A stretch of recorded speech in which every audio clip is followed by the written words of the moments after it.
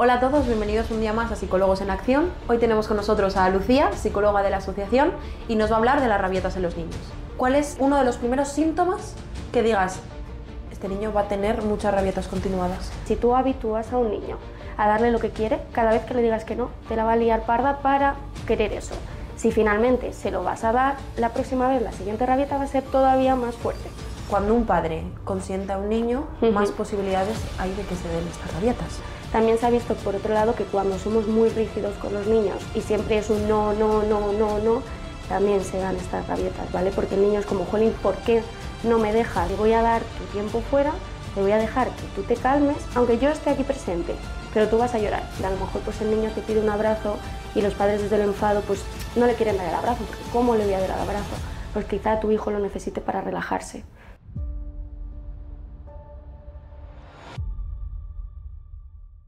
Hola a todos, bienvenidos un día más a Psicólogos en Acción. Hoy tenemos con nosotros a Lucía, psicóloga de la asociación, y nos va a hablar de las rabietas en los niños. Bueno, gracias por presentarme, Noemí. Vengo a hablar efectivamente sobre las rabietas. Os preguntaréis que por qué he elegido este tema, y es que básicamente hay muchos padres que dicen, jolín, mi niño o mi hijo, ¿por qué se comporta así? Y lo ven de una forma muy negativa. Y yo quería abordar este tema porque quiero cambiar esa forma de verlo, y en lugar de verlo de una forma más negativa, me gustaría que los padres lo vieran como una forma de aprendizaje, de cómo poder regular esos comportamientos que tiene el niño. ¿Cómo nos definirías las rabietas que tienen estos niños? Pues mira, principalmente, bueno, una rabieta es una pataleta, ¿no? Lo comúnmente conocido de, jolín, es que mi hijo llora, grita, rompe objetos, incluso a veces me pega, o hay niños que pueden llegar a morder a sus iguales, ¿vale? A sus compañeros de clase. Pero principalmente una rabieta se da entre los 18 meses, que es un año y medio, hasta los 4 años, ¿vale? Aproximadamente. Y es una característica debido a la inmadurez que tienen los pequeños, ¿vale? De decir, bueno, están en proceso evolutivo y hay a veces que no saben cómo comunicar esas cosas. Imagínate a un niño, típico ejemplo, ¿no? El niño quiere una piruleta. Yo no se la doy porque acaba de comer, no le quiero dar chuches, el motivo por el que sea. Y al decirle que no, ese niño se enfada, y se enfada mucho, pero llega a pegar al padre, llega a tirarse al suelo y las lía parda, comúnmente conocido, ¿no? Entonces, eso sería un caso de rabieta, ¿vale? Normalmente es por eso, es por la inmadurez que tienen en el momento y que no saben cómo comunicar eso. Ese sentimiento que tienen, entonces lo desregulan de tal manera que ocurren este tipo de conductas, que es lo que le preocupa a los padres. Vale, has dicho un poco cuándo aparece, ¿no? La edad entre la que aparece la rabieta. Sí. Pero, ¿cómo aparece? ¿Cuál es uno de los primeros síntomas que digas, este niño va a tener muchas rabietas continuadas?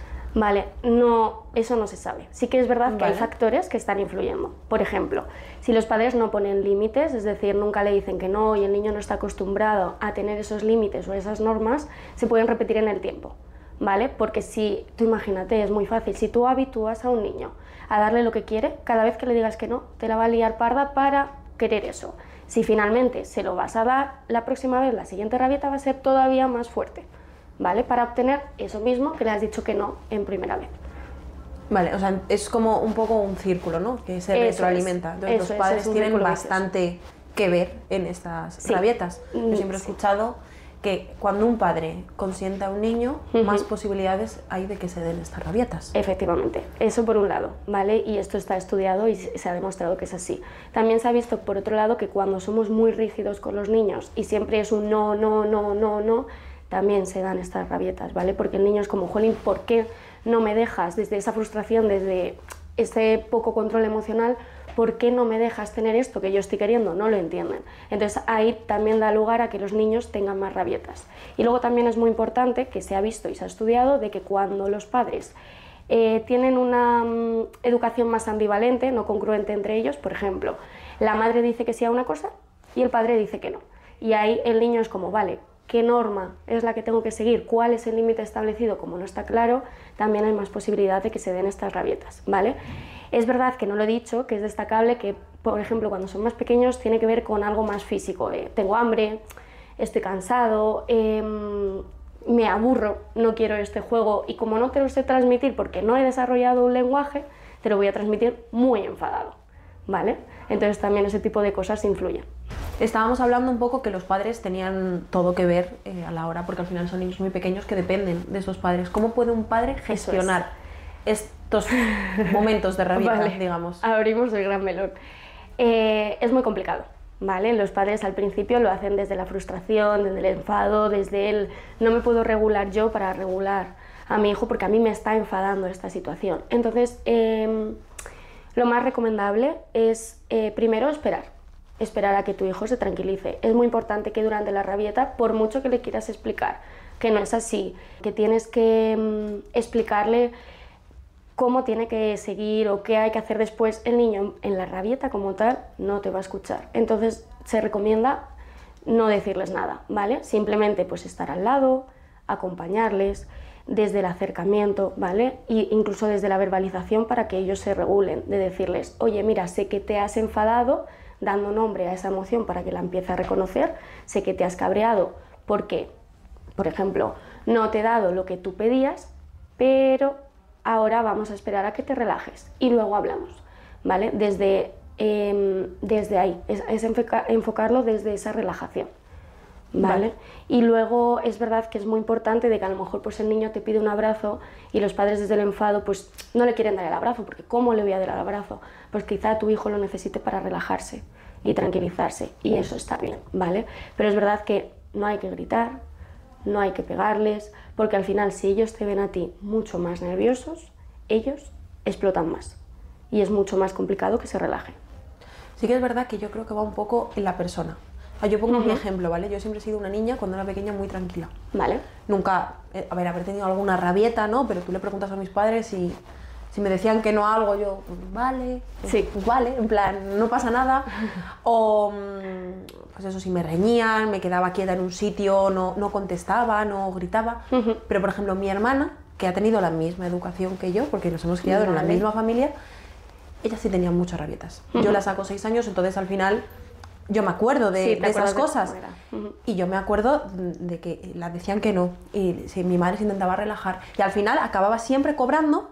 Y a mi madre la pegaba un cachetazo en el culo porque es que no paraba. Vale. Y la liaba en los sitios, y la liaba en la calle, y nos fuimos de viaje y la lió en el avión, y la liaba en todos los sitios. Entonces era ya siempre recurrir a la violencia, porque es que si no, no paraba quieta. Claro. Pero, por ejemplo, en este caso que me estás contando de tu hermana, ¿cuántos años tenía? ¿Cuándo le surgían estas rabietas? Pues lo que tú has dicho, más o menos sí, entre el año y pico a lo mejor. Vale. Es que hay muchas veces que los padres no saben encontrar el porqué y es lo más importante. A lo mejor en el avión porque está llorando, quizá le da miedo porque es un sitio desconocido y en lugar de habérselo anticipado decir vamos a ir a un avión, va a sonar el motor así, te vas a tener que sentar, no sé, anticiparle un poco lo que va a surgir. Si la metes de golpe y ella no está entendiendo, ese control emocional es como ¿qué hago aquí encerrada en este sitio con tanta gente que yo no quiero estar aquí? A lo mejor yo quiero estar jugando en mi casa y me habéis hecho venir aquí obligada, y ahí explotan, ¿vale? Es decir, muchas veces nosotros como adultos lo vemos desde, jolín, no es tan difícil. Ya. Pero ellos como niños se dan cuenta de todo y necesitan muchas explicaciones, ¿vale? De hecho, muchas veces a los 3-4 años los niños empiezan a preguntar, o incluso antes, el porqué de las cosas. Y mucho de esto es para ellos tener la adquisición de esa información para poder controlarse. Si a ti acuden unos padres a terapia con el niño porque tiene estos ataques de rabia muy continuados, ¿qué pautas le darías para poder tratarlo? Vale, a ver, aquí tenemos que ir poco a poco, ¿vale? Primero me gustaría explicar el papel que tiene el psicólogo cuando llega esta familia y nos preguntan sobre esto, ¿vale? En primer lugar, el psicólogo lo que hace es un registro de conducta. De decir, a los papás se le propone una tabla donde tiene que apuntar cuáles son los momentos conflictivos, las situaciones en las que surgen estas rabietas. Tiene que apuntar el antes de que aparezca, qué pasa después, por ejemplo. Para que sea más práctico, ¿vale? Recapitulo con el caramelo al niño, ¿vale? Mi hijo ve un caramelo, sería lo que pasa antes. Lo que pasa después es que me lo pide. La consecuencia es que yo le digo que no y mi hijo empieza a llorar y empieza a gritar, se pone muy nervioso y ahí lo más importante es qué haces tú en ese momento. Recapitulando el caso de tu hermana, ejerces la violencia física, entre comillas, le das un azote, le dejas un tiempo fuera, es decir, le quitas de la situación hasta que se relaje, le coges en brazos a la fuerza, ¿qué estás haciendo tú? ¿Vale? Entonces el psicólogo ahí va analizando poco a poco todo lo que se va dando en la situación, sobre todo las consecuencias por lo que esto está pasando, ¿vale? Esto mismo que te estoy contando a ti de por qué se suelen dar, se hace con los padres, se le explica que es una rabieta, por qué se está dando, qué tiene que ver, porque al final los padres son los que conviven con los hijos. En el día a día, quien más le conoce son ellos. Entonces, ¿qué está pasando? ¿Surge cuando le dices que no? ¿Surge cuando a lo mejor lleva todo el día en el colegio y está muy cansado y no se quiere bañar? ¿Surge en el momento de cama porque no quiere dormir solo? Vamos a ver qué está pasando. ¿Cuál es el inicio de todo? Eso por un lado, controlar esos antecedentes e intentar de alguna manera anticiparles ante todo. Como te he comentado con el caso de tu hermana, pues a lo mejor tu hermana es que no quería estar en ese avión. Alguien le anticipó que ibais de viaje, alguien le dijo algo, ¿vale? Entonces, eso hay que tenerlo muy en cuenta, eso por un lado. Luego, por otro lado, es durante la rabieta. ¿Qué tengo que hacer durante la rabieta? Bien, la rabieta existe por dos motivos. Uno, por una baja tolerancia a la frustración, ¿vale? Esto se da sobre todo en los niños donde nunca se ha puesto un límite y ahora cuando hay un límite es como, ¿yo por qué tengo que estar haciendo caso a esto? Pues es que a lo mejor no quiero, ¿vale? Y como no quiero y no lo estoy entendiendo, me voy a enfadar mucho, ¿vale? Eso sería un caso de baja tolerancia a la frustración. Y luego, por otro lado, el control emocional que tienen los niños. Hay muchos niños que no se pueden controlar, no tienen ese lenguaje para transmitir lo que están sintiendo. Por ejemplo, un niño de 2 años a lo mejor no sabe lo que es el hambre. A lo mejor le tienes que guiar hasta que él reconozca que eso es el hambre para que esas rabietas disminuyan, ¿vale? Entonces puede ser por esas dos vías, si hay una baja tolerancia a la frustración o si hay un poco control emocional. Aquí también entran en juego mucho las edades. No se trabaja igual con un niño de 3 años que tiene una rabieta que con un niño que mantiene la rabieta con 5 o 6 años.